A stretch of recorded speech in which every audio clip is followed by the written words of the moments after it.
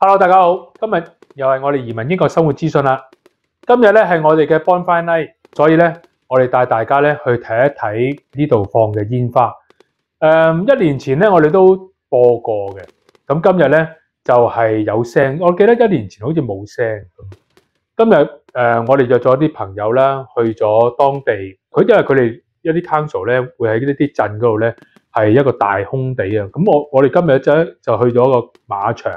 佢喺馬場嘅中間嗰度放咁樣，其實咧任何人喺個邊皮，佢當然係有飛你可以預早去攞嘅，但係就好快幾個鐘頭就冇晒飛。咁但係其實你企喺側邊，因為佢放都係放10幾分鐘，都好 OK 咁樣。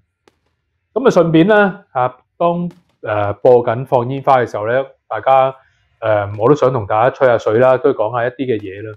眨下眼 BNO 移民呢單嘢咧就成2年㗎啦，咁陸陸續續咧有啲 friend 咧都過咗嚟2年㗎啦，年幾2年啦咁樣。咁亦都大家睇見咧，香港人呢段時間咧耐唔耐就會爆咗一啲嘅你可以話醜出國際嘅嘢啦。由嗰陣時買樓其實圍嚟圍去有一個中心點就係自私。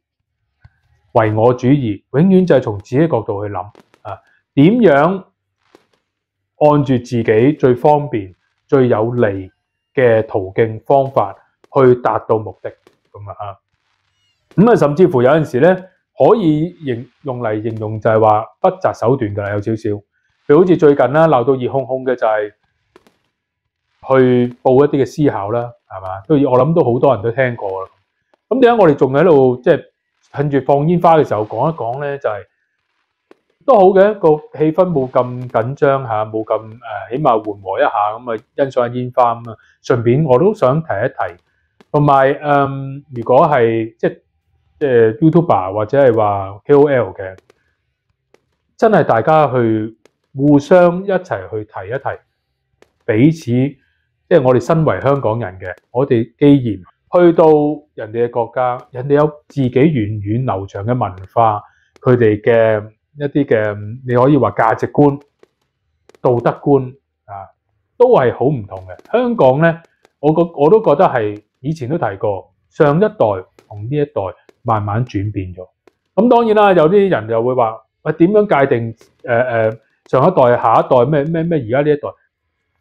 我唔需要，亦都唔係話去咬文嚼字，去再點樣去抄出去分點，唔係，大家好清楚，好簡單。如果我哋係40零歲嘅，我哋諗翻我哋父母嗰代又諗翻我哋嘅下一代或者話我哋而家身處嘅香港，或者見到嘅人事物，以前我哋細個嘅時候嘅嗰個嘅家家戶戶鄰里嘅關係，同而家嘅關係。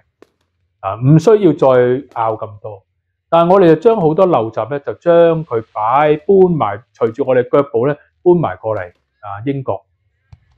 所以我覺得好似最近鬧到熱烘烘嘅就係學位啦，係嘛？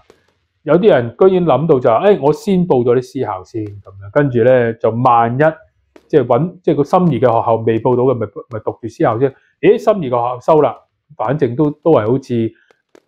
即係都當好似係讀國際，香港讀國際學校咁啦，咪一樣。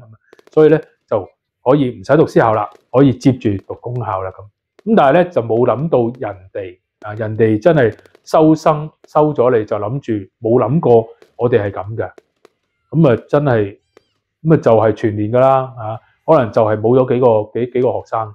咁大啲嘅學校仲好啲，細啲嘅學校真係一班得個10零20人嘅，甚至乎係10個鬆嘅。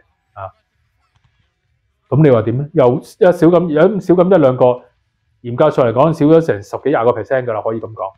咁你諗下，咁佢嘅嗰一班嘅收入就係少咗10個%。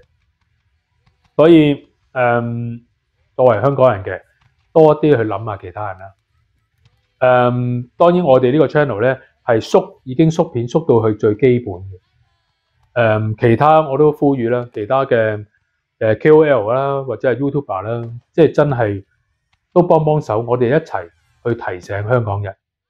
點解咁多人講啦？我哋仲要提呢？我都覺得作為香港人，某程度上都有少少責任，彼此去提醒，唔好咁樣，唔好做埋啲咁黑人憎嘅嘢。我哋既然想融入當地，我哋就應該做一個好嘅市民，亦都留意當地人嘅優良嘅傳統文化等等，然後咧去適應、去融入啊。好啦，我哋唔阻大家啦，大家睇下呢個煙花啦，好冇？大家睇完煙花，我哋下一條片見啦，拜拜。